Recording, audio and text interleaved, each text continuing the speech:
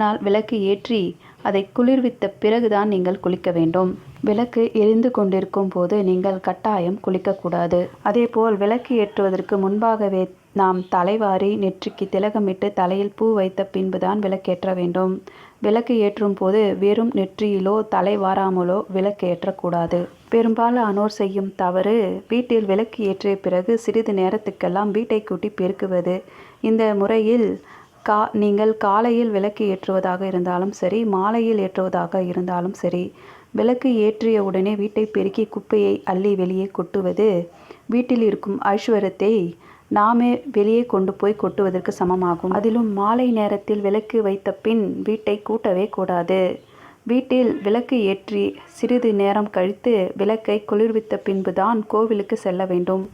அதை குளிர வைத்துவிட்டு வீட்டை பூட்டிக்கொண்டு வெளியே சென்று விடுவார்கள். இப்படி செல்லும் போது வீட்டில் இருக்கும்